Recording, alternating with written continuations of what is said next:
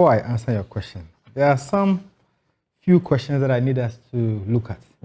Now, the Supreme Court decision presupposes the existence of a particular fact, which is that there is a High Court decision. Now, to appreciate where the Supreme Court came from, whether you subscribe to the minority view or the majority view, you would have to interrogate the High Court decision. If you look at the High Court decision, especially page 61, where the High Court granted the relief sought by the petitioner, that's Michael Nifa, the court actually declared the election of Honorable Kwesen as void, null, and of no effect. It then went ahead in relief F to order the Electoral Commission to hold a new election. So, and we must also understand that this decision predates the filing of the writ in the Supreme Court. That's right. So at the time the writ was filed in the Supreme Court, what was the state of affairs? The state of affairs was that Honorable Kwesen had been declared as unqualified, unfit, and his election nullified. That was the state of affairs. So from that time forward, he was no longer to be accorded the right as an MP. And that was the decision. So if we appreciate that this was the decision of the High Court, which decision in itself is effective and valid, and by the principle of ex parte further, as my colleague has already alluded to, even if it is wrong, you must abide by it. So if you all agree that the High Court nullified his election, then what was the essence of the Supreme Court action? Is it the case that the victorious party in the High Court was not so convinced about the victory it had gotten from the High Court that it was seeking a reaffirmation or a validation of the High Court decision? Because, and I say so because if you look at, this is the writ in the Supreme Court. The reliefs sought are 5. These are the same reliefs that were sought in the High Court. There's no difference. The only difference is semantics. So if the High Court actually has given all of this to you... But as we understand, yes, in the Supreme Court, they are seeking interpretation of Article 94, Clause 2A. Exactly. Whether or not he had owed allegiance to a country other than Ghana.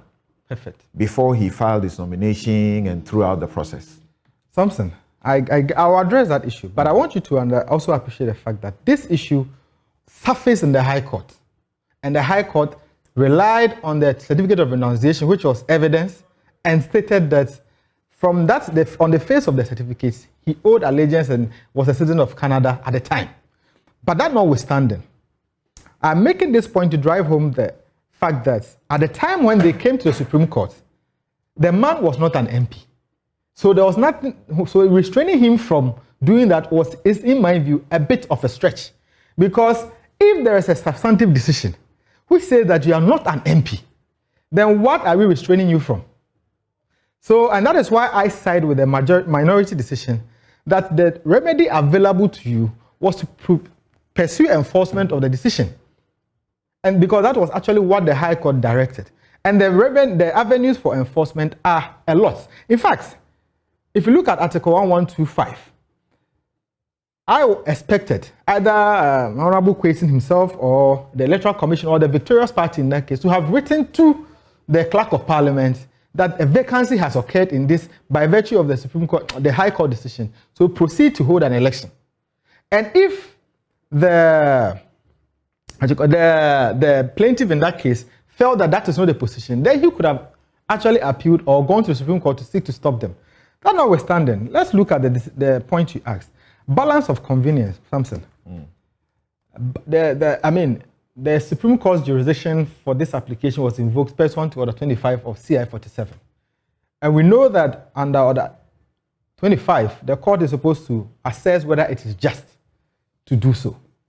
Now, the court did a balancing and came to in fact, like you said, the court itself admitted that an inconvenience will be occasioned to the people of Assin North, not necessarily the person of Mr. Honorable Kwesen, but the people of Assin North, because they will not have a representation.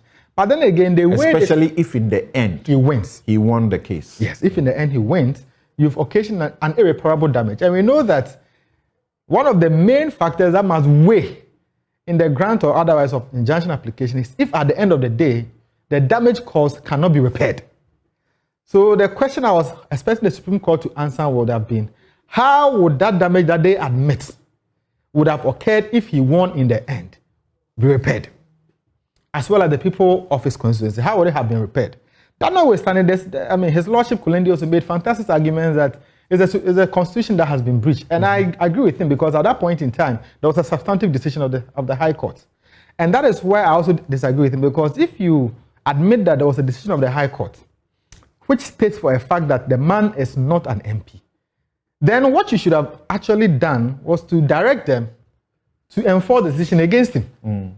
And you will notice Justice Amegache and Justice Agnes Doji kept stating the fact that if the man is disobeying the order of the High Court, you have several remedies available to you. Cite him for contempt. I mean, my learned friend has raised the issue of difficulty with service of process. Samson, we are all practitioners. We know if personal service is not practical, the law allows you to come for subsidiary service. And I even recall that in the substantive matter before the Supreme Court, subsidiary service were ordered at some point in time. That's right. So every challenge that the people were encountering, I think the law provided a remedy. So in my view, since there was nothing to even present before the Supreme Court at the time, because the man was not an MP, there was the injunction restraining him is just an addition to a factual situation which was already there. It doesn't really change the fact as it is, because in my view, Honorable Kwesi, as it stands today, is not an MP. Let's look at an issue that